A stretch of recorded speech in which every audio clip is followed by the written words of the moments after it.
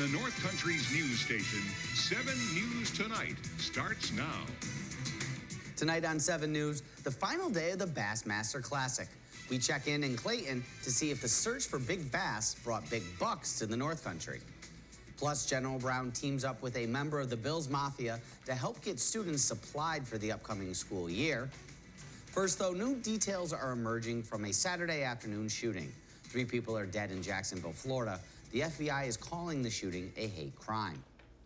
Thank you for joining us. I'm Zach Grady. Brendan Straub is off this weekend. New details are emerging from Saturday afternoon shooting at a Dollar General store in Jacksonville, Florida. 3 black people were killed by 21-year-old Ryan Christopher Palmeter. Police are calling the shooting a racially motivated attack. The latest details tonight from CBS News correspondent Christiane Benavides in Jacksonville, including new information about both the gunman and the victims. The Jacksonville Sheriff's Office released surveillance footage of moments from the deadly shooting at the Dollar General store in Jacksonville Saturday. When you see him walk out on the sidewalk and he points that gun at that car, he fired 11 rounds at that car. The sheriff identified the gunman as 21-year-old Ryan Christopher Palmeter. Authorities say he carried out his attack in the predominantly black neighborhood, armed with a handgun and an AR-15 semi-automatic rifle painted with swastikas, and that he left behind racist writings at his family's home before taking his own life. His writings and his manifestos were the diary of a madman. Neighbors who lived near the shooter say they are shocked by the news. I really have goosebumps just thinking about it's right here in our neighborhood, the quiet little street. The sheriff identified the victims as 29-year-old Gerald Gallion, who was shot as he entered the store, 52-year-old Angela Carr, who was shot in her vehicle, and 19-year-old employee AJ Laguerre. The sheriff's department says the shooter purchased his guns legally, and there were no red flags, even though he had been involuntarily committed for a mental health examination in 2017.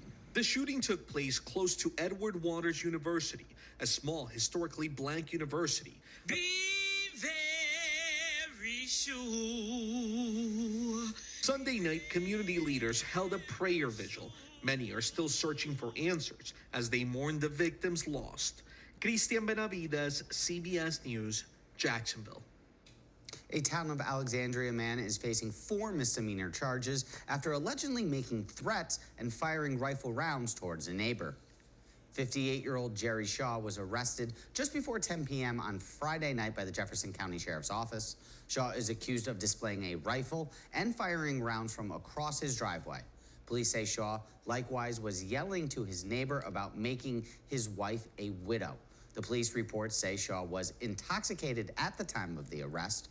Shaw is facing 4 misdemeanor charges, including menacing in the 2nd degree, reckless endangerment in the 2nd degree, the illegal discharge of a firearm, and criminal possession of a weapon in the 4th degree with the intent to use.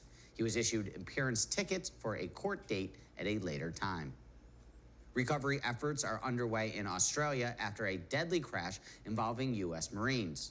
At least 3 Marines are dead and several others are seriously injured. Their Osprey aircraft crashing on a remote island during joint military exercises. CBS's Elise Preston reports from Camp Pendleton in California. The military aircraft carrying 23 American Marines crashed near Darwin, Australia, just seconds after the pilot radioed in an emergency. The Osprey, similar to these, went down during a training exercise at 9:30 a.m. Australian time on Melville Island, killing at least 3. This is a terrible incident. Helicopters airlifted 5 seriously wounded Marines to Royal Darwin Hospital about 60 miles away. Network 10's Samara Gardner. The hospital here has activated its highest emergency level, and that's meant that theatres were cleared out as well as several wards to cope with the wounded. U.S. officials tell CBS News the crash involved Marines from Camp Pendleton, and the Osprey was based out of Hawaii. The tilt-rotor aircraft was one of 2 taking part in a 12-day routine international exercise involving troops from multiple countries. This is the 2nd deadly incident this week involving a Marine aircraft. A Horner jet crashed near San Diego Thursday, killing the pilot. Just last year, 9 Marines died in 2 separate accidents involving Ospreys. one near San Diego and one in Norway. The military exercises, which were supposed to continue until September 7th, are on pause for now as the crash investigation continues. Elise Preston, CBS News, outside Camp Pendleton, California. We'll head over to Chris Hudson now in the Weather Center for the first look at our forecast tonight. Well, Zach, it was a nice day for us. We had some pesky clouds throughout the day, but those finally cleared on out. And it's a nice night out there for us as well, keeping it nice and quiet across the entire Northeast. First Weather is brought to you by Doors Plus in Adams Center. As far as here closer to home, yeah, really not a whole lot going on. Mainly clear out there, maybe a cloud here or there, but we are mainly clear tonight, keeping it dry. Temperatures going to be cooling off as well, but tomorrow we will be warming up into the lower to mid 70s. I'm expecting a whole lot of sunshine once again, but we do have some rain in the forecast this week, and also maybe even a big warm up in store for us as well. So details on that coming up in just a few. Zach? Thank you, Chris. Businesses in Clayton say the Bassmaster Classic is reeling in big bass and big bucks, with the telling 7 News that the hospitality industry is booming, and so are the tips. 7 News reporter Sandy Torres has the details. The 2023 Minn Kota Bassmaster Elite Series is wrapping up its weekend on the St. Lawrence River. The streets of Clayton are packed once again as the tour is in town for a third time. It's brought tremendous boost to our economy here. It's fantastic. You'll see new buildings coming around, new complexes, stuff like that. Insura says Clayton has everything that anglers can need to enjoy their time in the North Country. Well, they've got the new hotel. They've got the restaurants, they've got the shopping. It's just a great local community. At the Woodboat Brewery, staff says the event brings in people from all over the country to taste their menu. You know, Virginia, North Carolina, get to talk to everyone, bunch of different walks of life, and it's actually very cool. They say, like the bass, each year, the crowds keep getting bigger. It's just really been great for business for us. We've been able to keep busy and make good money.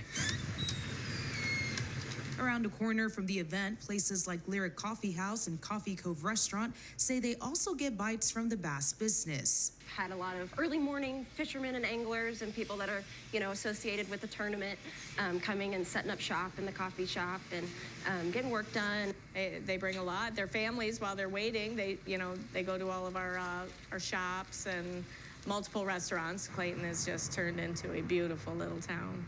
As for the anglers and their families that take part of this Bassmaster event, they say it's always a pleasure to come out to Clayton, and they hope to return again next year. Sandy Torres, 7 News. The General Brown Lions are looking to help students stock up for the school year with a little bit of help from the Bills Mafia. The Bills stormtrooper, who just happens to be a North Country resident and a Watertown High grad, teamed up Sunday morning with the Lions Transportation Director, Bill Shepard, to help secure school supplies for the General Brown students.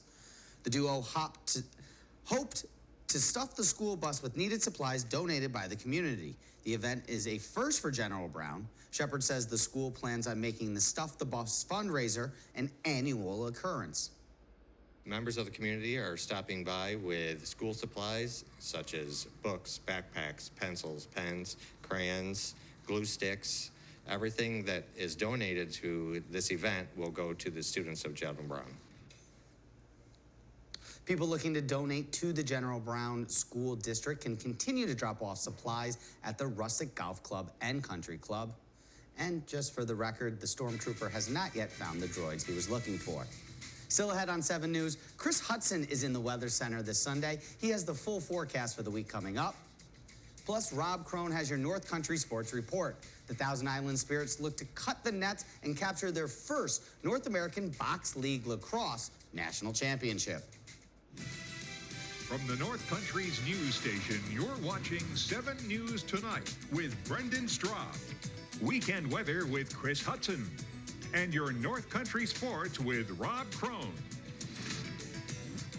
Attorneys for former White House Chief of Staff Mark Meadows head to federal court in Georgia. CBS's Nicole D'Antonio has more on the first major test for prosecutors in the election interference case.